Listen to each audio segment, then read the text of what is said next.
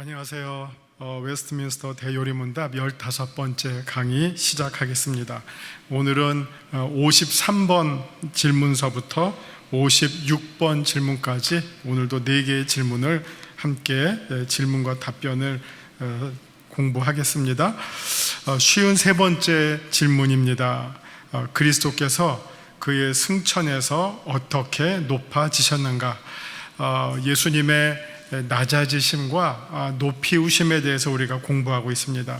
낮아지심에 대해서는 이제 성육신으로부터 시작해서 지상에서의 공생애, 그리고 십자가에서의 고난과 죽으심, 그리고 심지어 지옥에 내려가심까지가 이제 내려가심이라면, 낮아지심이라면, 이제 올리우심은 지옥에서의 그 죽음의 권세를 무너뜨리시고 그 다음에 부활하시고 승천하시고 하나님 우편에 앉으시고 거기 계시다가 마지막에 심판하러 다시 오시는 재림까지가 예수님의 높이우심에 대한 말씀들을 우리가 보고 있습니다. 처음에 오실 때는 낮은 베들레헴 말구육간으로 오시기 때문에 그게 낮아지심의 상징이었다면, 두 번째 다시 오실 때는 산자와 죽은 자를 심판으로 오시기 때문에 그 오심은 높이우심의 끝판왕이라고 말씀드릴 수 있겠습니다. 오늘은 이제 그 중에서 이제 먼저 예수님의 승천에 대해서 공부합니다. 자, 승천, 이 질문이 그리스도께서 그의 승천에서 어떻게 높아지셨는가입니다. 여기 답변이 길게 나왔는데요, 간단하게 말씀드리면 예수님은 원래 어디 계셨습니까? 성자 하나님은 하늘에 계셨죠. 하늘에 하나님과 같은 본체이셨죠. 그리고 태초부터 하나님과 하늘에 함께 계셨죠. 그 성자 하나님이 낮아지셔서 이 땅에 오신 것이, 성육신하셔서 이 땅에 오신 것이 낮아짐의 상징이었습니다. 이제는 그 예수님께서 낮아지셨다가 다시 원래 계셨던 하늘로 돌아가시는 것, 그게 승천이죠. 그러면 사실 예수님의 원래 계셨던 곳은 하늘이고 예수님이 계셔야 할 곳도 하늘이에요.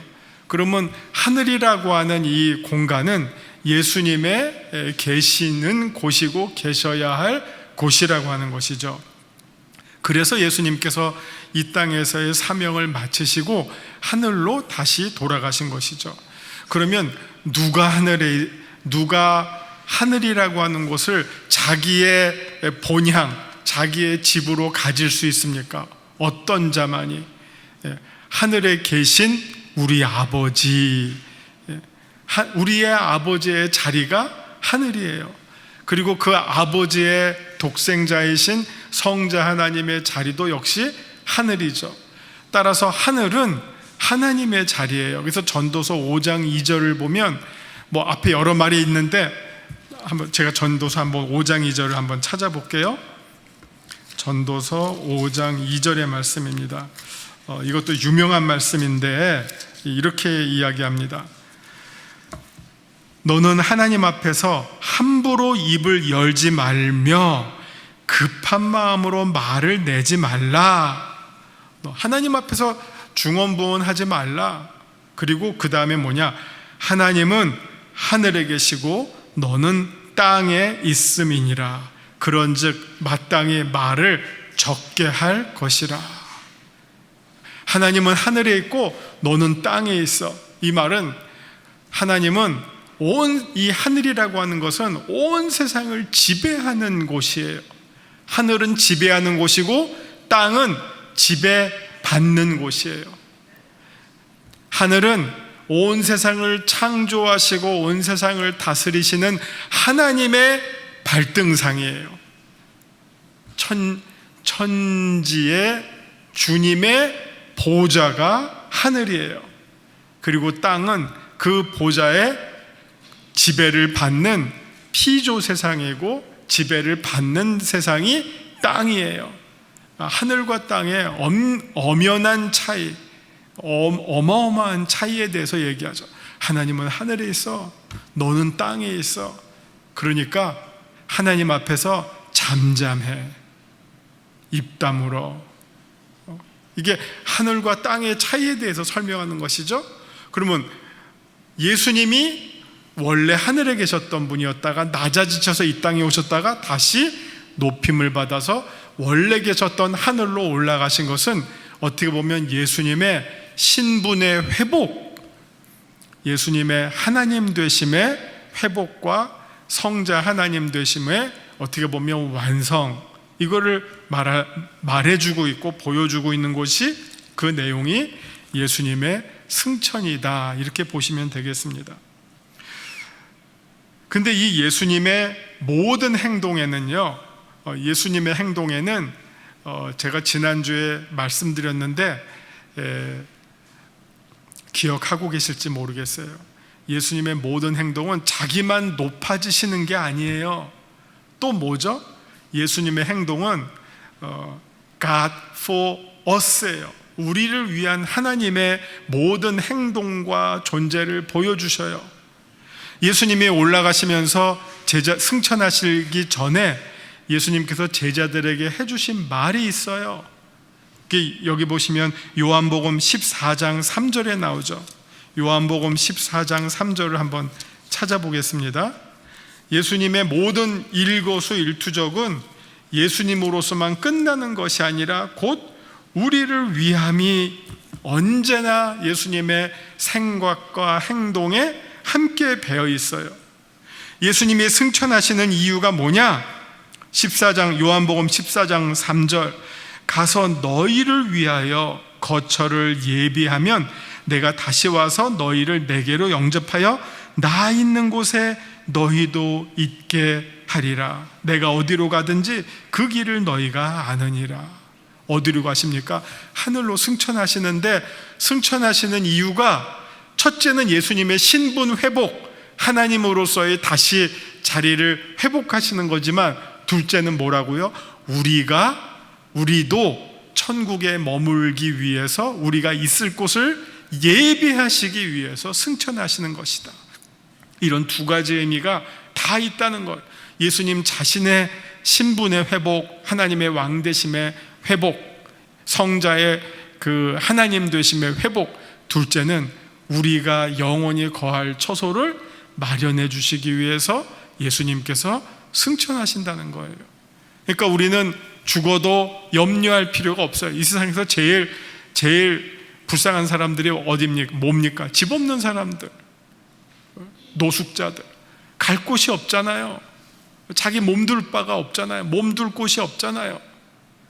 얼마나 힘들어요. 우리는 외출하다가도 돌아갈 집이 있잖아요. 그게 옥탑방이든 어디든 내가 나갔다가도 돌아갈 집이 있다고 하는 것이 인간에게 어떻게 보면 최고의 안정감을 주는 것이죠. 안심을 주는 내용이죠. 근데 돌아갈 집이 없어요. 얼마나 비참합니까? 근데 예수님께서 승천하시는 이유가 우리가 영원히 우리가 머물 곳을 예비해 주시기 위해서, 그러니까 우리 한 사람 한 사람을 위해서 다 예수님께서 우리가 영원히 머물 곳을 예비해 두셨다 하는 말씀입니다. 이게 승천에 관련된 아주 소중한 말씀 가운데 하나입니다. 높아지셨지만 그 높음으로 끝나는 것이 아니라 그 높음에는 우리를 위한 높아지심이 있다 하는 것을 꼭 기억하시기 바랍니다. 쉬운 네 번째 질문, 이게 다 이제 이어지는데요. 그리스도께서 하나님 우편에 앉아 계심으로 어떻게 높아지셨는가? 이게 이제 질문이 아주 명쾌하지는 않아요. 그러니까 이 질문을 보고 이렇게 대답하는 것은 더 어려울 것 같아요. 옛날 사람들이라서 그냥 대강 질문을 만드는 것 같은데, 그리스도께서 하나님 우편에 앉아 계심으로 어떻게 높아지셨는가 하는 것은 제가 볼 때는 일단 두 가지 의미가 있는 것 같아요. 첫째는 하나님 우편에 앉아 계신다는 게 무엇이냐 하는 거예요. 이제 높아지셔서 여러 자리가 있어요. 자리매김. 여러분 천상에서 펼쳐지는 자리매김이 보면 대강 그림을 그리면 보좌에 누가 앉으셨어요? 이거 여러 가지 의미로 하는데, 일단은 첫 번째로는 보좌에 앉으신 분이 계세요. 크고 흰 보좌에 앉으신 분이 계세요. 쉽게 말하면 성부 하나님이 앉아 계세요. 그리고 그 오른편에 누가 계세요? 이게 때로는 앉아 계시기도 하고 때로는 서 있다고 해요. 이 보좌 오른편에 계신 분이 있어요. 그게 누굽니까? 어린 양 예수 그리스도. 하나님 우편에 앉아 계신 분이 계세요. 그리고 이 앞에 있어요. 이 앞에 있는 사람들이 있어요. 누가 있죠? 사람들, 천사들이 있어요. 천군 천사들이 이 앞에 있어요. 그리고 24장로들이 있어요. 네 천사와 스랍들, 세루빔들, 그리고 24장로들이 그 앞에 있어요. 그리고 그 앞에 많은 무리들이 있어요. 구원받은 천국 백성 많은 무리들이 모여 있어요. 이게 어떻게 보면 천상의 그림이에요. 그래서 예수님께서 승천하셔서 하나님 우편에 계신다고 하는 것은 이제 두 가지 의미가 있어요. 우리 예수님의 삼중직으로 말하면 하나님과 함께 온 세상의 통치자로서의 왕권을 집행하는 자리가 오른쪽이에요. 한편은 이게 정치적 행위예요. 그러니까 왕직을 예수님께서 행사하고 계시다, 우편에 계시다고 하는 말이에요. 근데 두 번째로는 이 오른쪽에 있다고 하는 것은 또한 제사장직과도 관련이 있어요. 이 오른쪽에서 예수님께서 영원한 왕직을 행사하시는 것뿐만 아니라 제사장직을 행사하셔요. 그러면 제사장이 하는 일이 무슨 일이냐? 제사장이 하는 일은요, 하나님과 하나님의 백성 사이에서 중보자 역할을 하는 거예요. 중보자 역할. 그 중보자가 하는 일은 무엇입니까? 하나님과 그 백성을 서로 화해시켜주는 일이에요. 화해시켜주는 일. 마지막 때까지 예수님께서는 이 사명을 감당하실 거예요. 왜? 보좌에 앉으신 하나님과 이 땅에 머물러 있는, 아직 이 땅에 머물러 있는 하나님 백성 사이에 예수님은 중보의 일을 계속해 나가시고 계세요. 그러니까 한편으로는 통치하시고 한편으로는 하나님 우편에서 우리를 위해서 간구해 주시는 일을 해요. 우리를 위해서 변호해 주시는 일을 해요. 우리 대신 변명해 주시고 우리 대신 위로해 주시고 하는 이 중보자로서의 일. 그래서 히브리서는 예수님을 뭐라고 말합니까? 영원한 대제사장. 예수님께서 지금 승천하셔서 이 일을 우리를 위해서 계속해 주고 계시기 때문에 예수님을 향해서 영원한 대제사장이신 성자 예수 그리스도 어린 양, 이렇게 말하고 있죠. 이게 예수님께서 승천하셔서 높아지셔서 하신 두 가지 일, 왕의 일과 제사장의 일을 영원토록 하고 계신다고 하는 겁니다. 그러니까 이 내용을 그 다음에 그 하나님 우편에 앉아 계시다고 하는데, 그 앉아 계시는 것이 그렇게 왕직을 행하시고 제사장직을 행하시는데, 그 다음에 또 아까 제가 말씀드렸죠. 예수님의 모든 행동은 우리를 위한 행동이다. 그래서 제사장직을 하실 뿐만 아니라 그 제사장직의 제일 끝판왕의 모습이 있어요. 그게 뭐냐면요, 우리도 예수님과 함께 그 하나님의 보좌에 함께 앉게 해주시는 일이에요. 그게 예수님이 또 God for us, 우리를 위해 하신 행위의 제일 그 중보자로서의 마지막 목표가 뭐냐? 우리도 그 보좌에 함께 앉게 해주세요. 그게 성경을 보면 나와 있어요. 자, 에베소서 2장 6절을 한번 보죠. 에베소서 2장 6절. 이거 그냥 우리가 평소에는 그냥 대강 읽고 넘어가는 내용들인데, 요 관점으로 보면 이게 보여요. 에베소서 2장 6절 5절부터 보면요, 허물로 죽은 우리를 그리스도와 함께 살리셨고 너희는 은혜로 구원을 받은 것이라. 그 다음에 6절, 또 함께 일으키사 그리스도 예수 안에서, 그 다음에 어떻게 나오죠? 함께 하늘에 앉히시니. 지금 하나님 우편에 누가 앉아 계세요? 예수님이 앉아 계세요. 제가 이 얘기를 몇 번 해드린 것 같은데 기억하실지 모르겠어요. 우리 기독교에서 제일 중요한 교리가 뭐냐? 기독교에서 제일 중요한 교리는 삼위일체 교리예요. 삼위일체 때문에 우리가 무슬림이랑 다르고 심지어 유대교랑도 달라요. 유대교. 이상하게 한국 사람들이 유대교에 대해서 되게 우호적이에요. 이게 제가 말을 조심해야 되는데, 우리는 유대교에 대해서 너무 우호적일 필요도 없고, 또 유럽에서 막 유대인들 핍박했던 것처럼 너무 적대적일 이유도 없어요. 그냥 적당하면 돼요. 적당하면. 근데 우리가 좀 이상하게 생각해서 너무 유대교에 대해서 너무 우호적이에요. 이거는 한국 사람이 갖고 있는 아주 독특한 신앙 형태예요. 너무 우호적이죠. 그런데 여러분, 유대교는 예수님을 부인해요.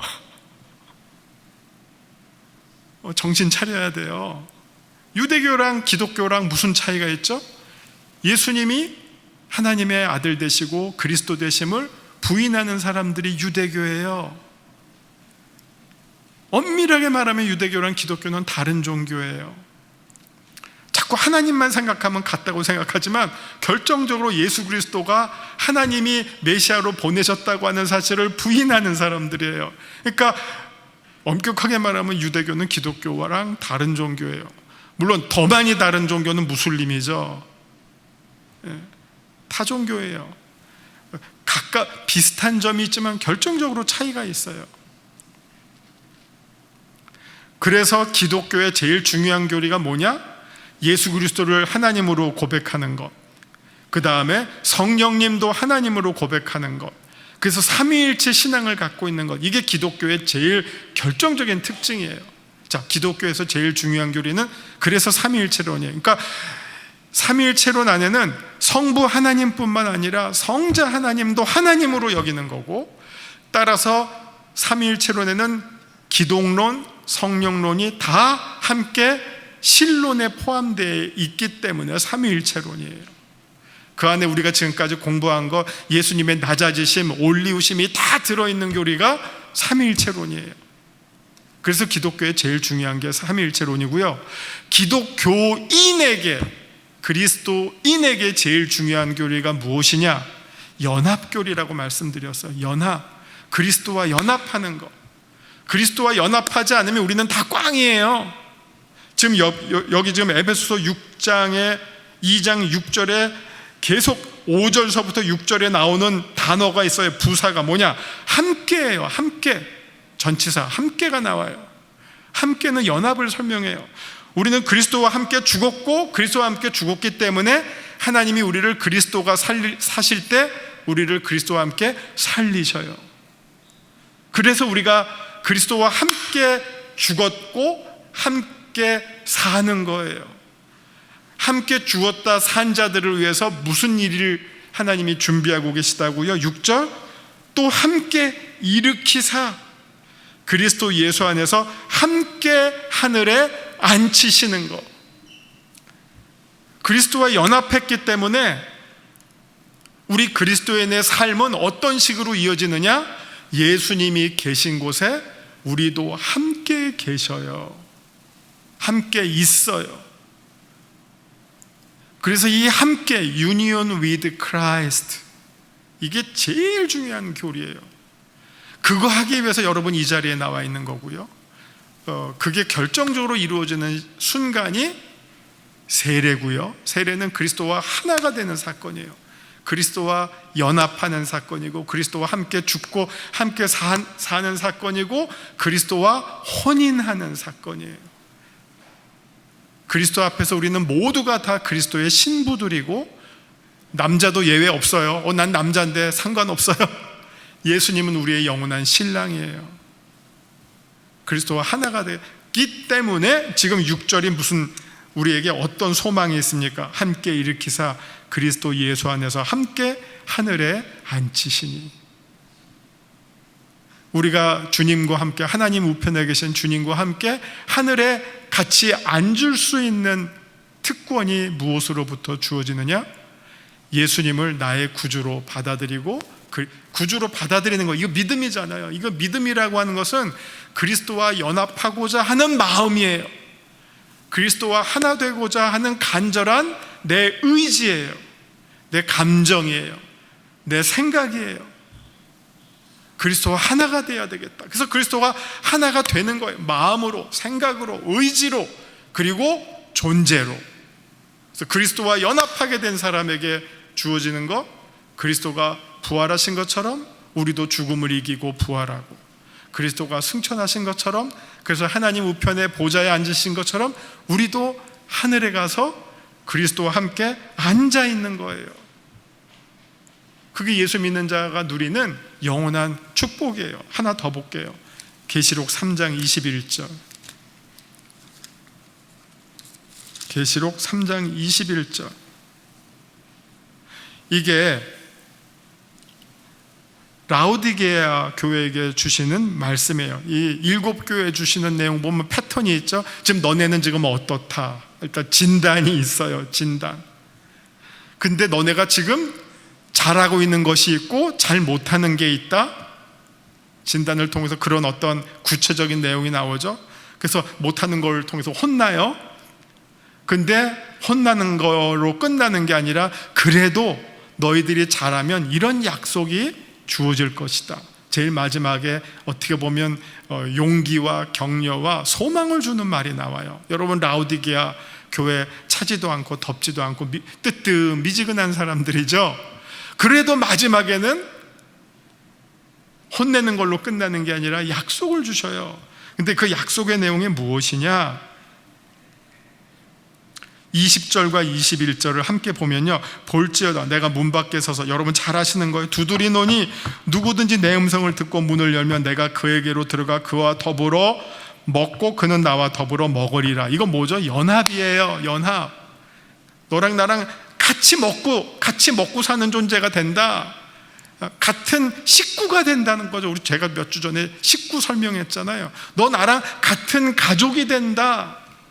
하나가 된다. 근데 그 다음에 무슨 말을 줍니까?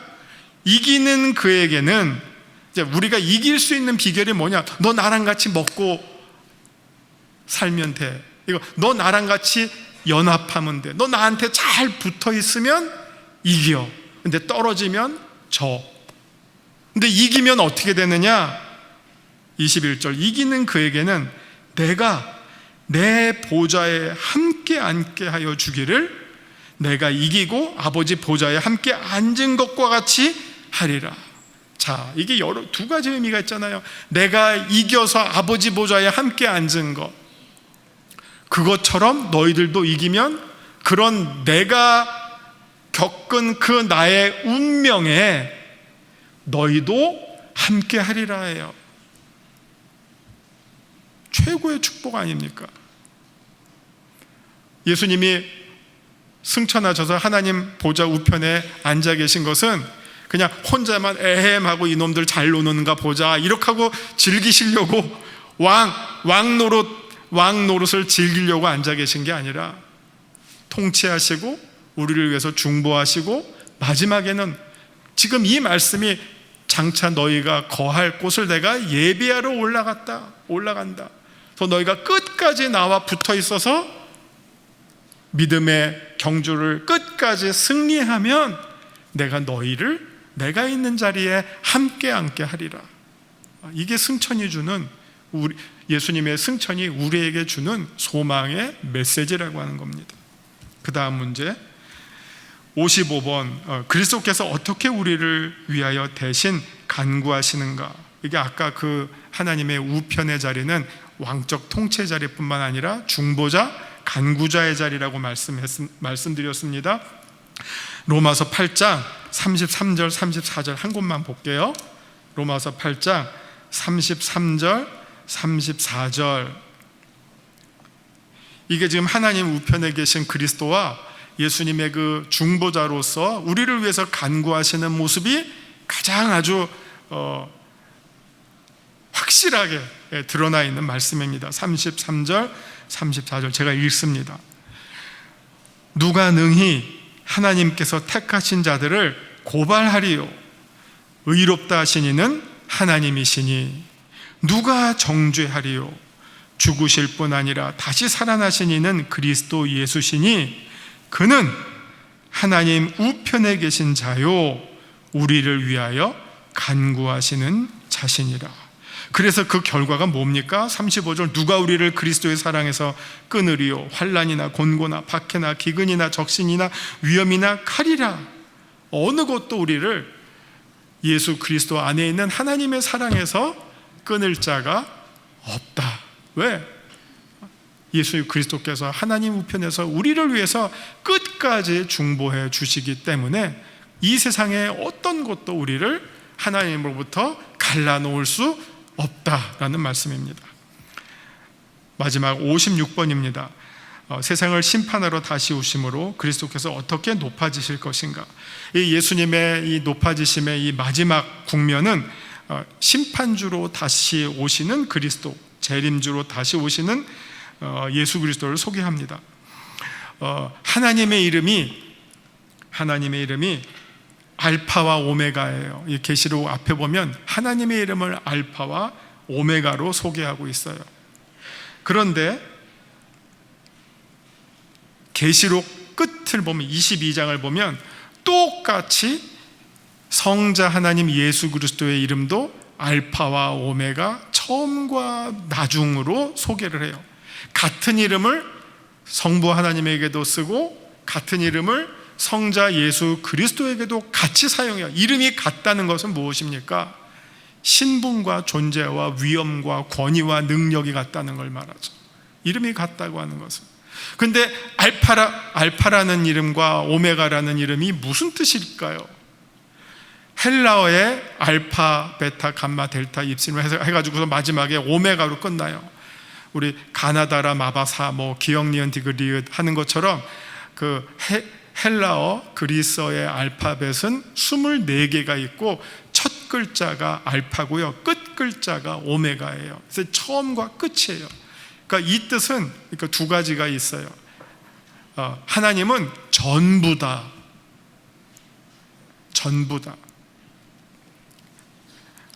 그러니까 God is all 혹은 God is everything이죠. 하나님은 전부. 그럼 우리는 그 중에 n분의 1이죠. 우리는 부분이죠.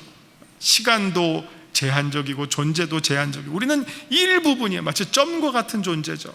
그러나 하나님은, 우리는 점이라면 하나님은 온 세상의 충만이에요.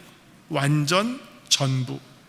그 하나님이 전부라고 하는 사실을 표현하는 말이 인간의 언어로 표현하면 알파와 오메가죠. 처음과 끝이다. 하나님은 전부입니다. 우리는 그 전부 가운데 한 지점에 배당받아서 반짝하고 이 세상에 살 뿐이에요. 근데 그 우리가 마지막에 점과 같은 우리가 어떻게 된다고요? 예수님과 연합하면 영원토록 하나님 보좌에 함께 가서 영원토록 하나님과 함께 사는 것, 그게 영생이죠. 점과 같은 우리가 영원이라고 하는 시간과 공간, 새로운 존재 양식을 얻게 되는 것, 그게 영생이고 구원이라고 하는 거죠. 그래서 알파와 오메가라고 하는 것은 하나님이 전부라는 걸 뜻하고, 또 하나는 알파는 시작이고 오메가는 끝이에요. 그러면 하나님이 어떤 분이냐? 하나님에 의해서 온 세상 만물이 시작되었어요. 알파는 창조주 하나님을 가리키는 말이에요.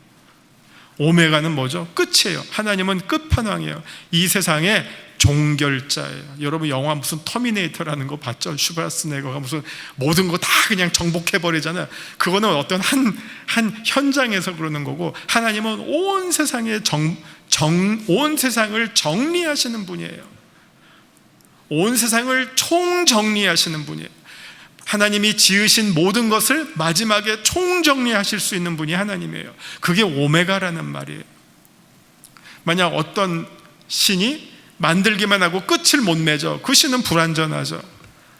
만약 어떤 신이 누군가가 만들어 놓은 것을 끝맺기만 해, 그 신도 역시 불완전하죠.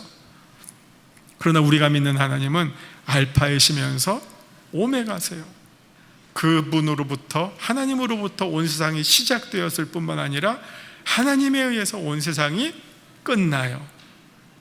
그래서 하나님이 완전하신 분이고 전지전능하신 분이고 그 이름을 성부 하나님뿐만 아니라 성자 하나님도 공유하고 계시다고 하는 거예요. 그만큼 성자 예수 그리스도가 높아지셨다고 하는 것을 의미해요. 하나님 우편에 죽으셨다가 부활하시고 승천하시고 하나님 우편에 앉아 계시다가 마지막 날 이 세상을 총정리하시기 위해서 재림주로, 심판주로, 산자와 죽은 자를 심판하러 다시 오시는 예수 그리스도, 가장 높아지신 예수 그리스도를 상징하는 대표적 표현이라고 하겠습니다. 제가 끝내야 됩니다. 우리 성가대가 기다릴 것 같아요. 기도하겠습니다.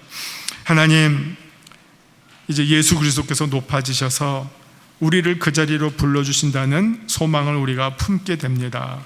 우리가 이 땅에 살아갈 때 환난과 곤고가 많더라도 정말 마지막 날 누릴 영광을 바라보며 이 세상을 승리하는 살아있는 우리 성도들 다 되게 하여 주옵소서. 예수님 이름으로 기도합니다. 아멘.